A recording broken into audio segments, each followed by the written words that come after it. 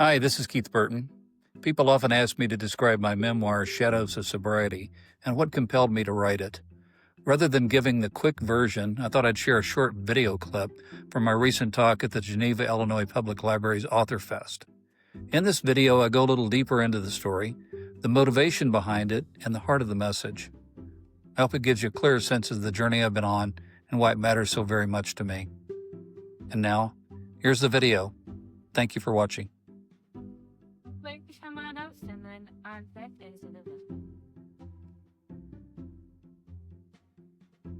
Good afternoon, everybody. I'm very glad to be here with you. For more than 30 years, I was a leading public relations executive in Chicago. I led Fortune 500 clients that we work with and very much enjoyed that work. I'm here, though, today to talk to you about my book, which is called Shadows of Sobriety. It's a story of growing up in the shadow of my father's alcoholism with my three sisters and my brother, and learning over many years how to turn pain into purpose.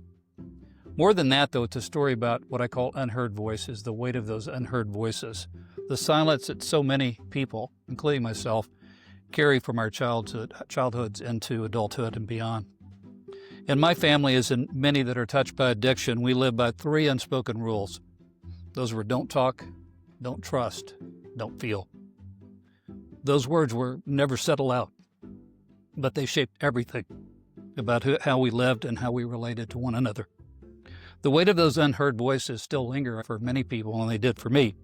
The things that we never said, the truths that were buried so that we could survive what we went through. I've learned that silence, while they may protect us for a little bit, ultimately keeps us from healing.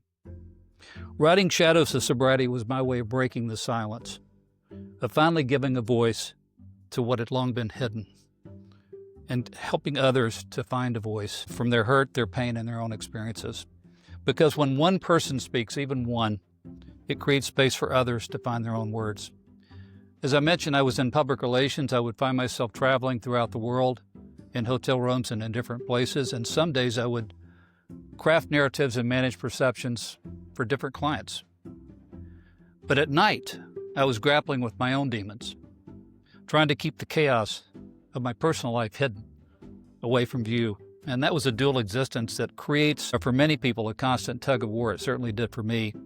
And it highlights a disparity between our lives, each demanding a different version of who we are. And it left me exhausted and fragmented. That duality underscores a universal truth I would like you to think about when you see people. No matter how put together someone may appear, they may be fighting profound personal battles. My journey was a testament to the power of resilience and the importance of confronting inner turmoil. The National Association of the Children of Alcoholics, which I did a lot of reading with as I was doing my own work, says that roughly 1 in 5 Americans grew up with an alcoholic parent or relative. When you apply that here at home in Geneva, that's about 3,200 people in this town alone, and about 78,000 people in Kane County. Those aren't statistics, those are real stories. They're neighbors, they're coworkers, they're friends.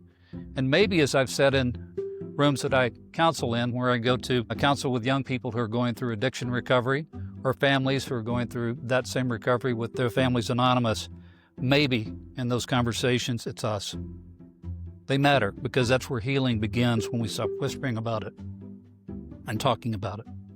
There were many lessons along the way that I learned. First is the long-term impact of being in a dysfunctional upbringing. The scars don't vanish when childhood ends. They show up in how we love, how we lead, how we see ourselves. I've carried struggles with trust, emotional expression, and self-acceptance, what I call the phantom memories that still echo in the quiet moments. Second is a cycle of silence. When we keep our pain in the dark, it grows heavier. My siblings and I each carried our own version of the truth, rarely sharing it with each other over decades. It took decades for us to understand that speaking our pain isn't weakness, that's courage when you do that. Third is the quest for personal identity. For much of my life, I defined myself by survival, by being the responsible one, the achiever, even while I was a competent imposter some days, the one who held everything together, It took deep reflection, faith, and honesty to rediscover the person behind and beneath all that armor. To be the man, not just the caretaker. And through it all, I've learned that healing begins with truth. You cannot outrun your story. You have to walk through it. In Shadows of Sobriety, I share a few steps that help me and may help others. And if you read my book, you'll learn these. One is acknowledge your story. Naming it is the first act in our freedom. Seek support, whether that's through groups like Al-Anon or the Adult Children of Alcoholics. Connection is what heals. Isolation will not. Set boundaries because they may protect your peace and make love sustainable for you. Forgive, but never forget. Forgiveness frees you. Memory keeps you honest. Healing is not about erasing the past. It's about learning to live peacefully beside it. Shadows of Sobriety is my attempt to honor the unheard, the children who grew up in silence, and the adults still finding their voices.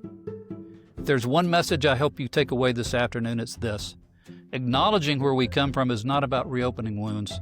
It's about releasing their hold on us. Thank you.